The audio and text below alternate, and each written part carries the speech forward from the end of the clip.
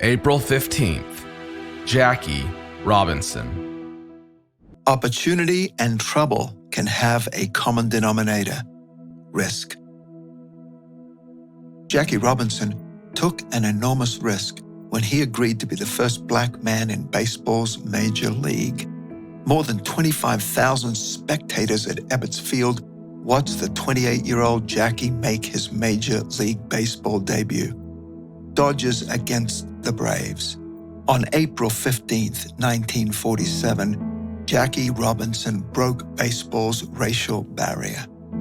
In 1945, Jim Crow laws were in effect. While many Americans wanted to end the shameful practice of segregation, others fought for the status quo. Baseball was one of the most segregated sports in America, and talented black athletes dared not even dream of playing in the majors. But when Dodgers scout Clyde Sukeforth leaned over the dugout, he introduced himself to Jackie and said he represented the Dodgers. Jackie had to risk dreaming. At first, Jackie, who played in the Professional Negro League, blew off Sukeforth. He later told his teammates about the encounter, and they all had a good laugh.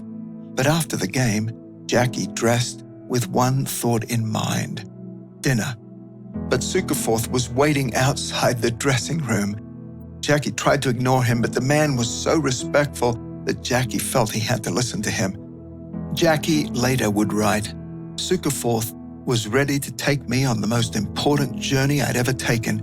He could grant me an opportunity in a field never before opened to my people." But the decision was shrouded in risk. Jackie would have to walk away from his present success and steady paycheck. If he went with Sukeforth and failed, he would be the laughing stock of baseball. The guy dumb enough to believe a Negro might get a chance to play in the majors. But what if he could? In the night sky, a brilliant star drew his gaze. Maybe that star is especially bright for me tonight, thought Jackie. Maybe someone is trying to lead me. Maybe he is up there trying to tell me to go see Mr. Rickey. Jackie took the risk. He risked a new dream, and the sparkling star seemed to shine right down upon him. Branch Rickey, Dodgers president, offered Jackie a straight path to the majors. But first, he was brutally candid about Jackie's future, acting out scenarios of racial hatred with such fervor that Jackie found himself nervously clutching his hands behind his back. Rickey asked Jackie if he was man enough to turn the other cheek. "We can only win if we can convince the world you're a great ball player and a fine gentleman," he said. "You will symbolize a crucial cause. But one incident, just one incident, can set us back 20 years. But it didn't. God saw beyond society's limitations to the future he had planned for Jackie. God sees more for you than your circumstances dictate too. You might have to step out and take a risk, though." Jeremiah 29:11-13 says, "For I know the plans I have for you, declares the Lord, plans to prosper you and not to harm you, plans to give you a future and hope. Then you will call on me and come and pray to me, and I will listen to you. You will seek me and find me when you seek me with all your heart." How can you cooperate with God's plan for your future? Opportunity and trouble can have a common denominator: risk.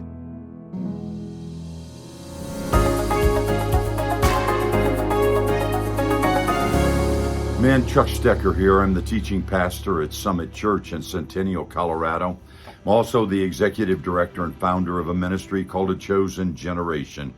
Today, April 15th, the story of Jackie Robinson. You know, I'm not sure if you saw the movie 42. Just an incredible movie and how well it was done and depicted the story. But I'm going to tell you a story that you didn't see in the movie and you didn't hear in today's story. And that's the story of a very precious lady. Her and her husband mentored my wife and I.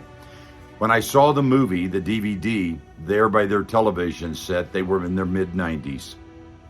And I asked him if they'd seen the movie, and he says, oh yeah, several times. And then out of the blue, Frank looks at me and says, you know, she was his waitress. I said, Frank, I don't know what you mean. He says, yeah, she was his waitress. I said, Frank, who was whose waitress? He said, Doris, his wife, was Jackie Robinson's waitress. You see, Jackie Robinson broke into the big leagues, if you will, as we know the story. But on the first trip into Chicago to play the Cubs, they were going to a hotel, a restaurant, to have a team meal. They had called ahead and they had asked for a table for the team, but then they also needed a table for one other gentleman. And they needed a single waitress to wait on that person. The friend that I have known for 30 or 40 years, she's in heaven now, and her husband, she volunteered to be that waitress for that one man and let all the other girls. She's a single mom with 2 kids before she met Frank, one of our mentors. And she waited on a man, a black man. Didn't know who he was. Didn't know much about anything else with the rest of the group. Could have been salesman. She had no idea. Then, time and time again, every time the Dodgers came to town, they would come to this same hotel and restaurant, and they would ask specifically for the one waitress to wait on the one man. It was a full year, she said, before somebody finally said to her, do you know who that is? And she didn't. It was Jackie Robinson. And so there's a side of the story that you haven't heard before, but it blends so well with the story we hear of Jackie Robinson, all that he went through. And then I add to that, in those early days in the late 1940s, early 1950s, here was a young single mom, 2 kids, loved the Lord, and was given the opportunity to wait on one person. That person was Jackie Robinson. And that's really my challenge for us today. You know the story of Jackie Robinson, all that he went through and so forth, but here's the real question. Have you passed up serving one person thinking God had something much bigger for you? Have you passed up witnessing to one person, thinking God had someone so much bigger for you? Here's my story for you. My friend got to wait on Jackie Robinson because she wasn't afraid to take the one person while everybody else focused on the larger group. Will you be used by God to reach the one person when he gives you that opportunity? And who knows who you might be taking care of, waiting on, or sharing the gospel with. God bless you.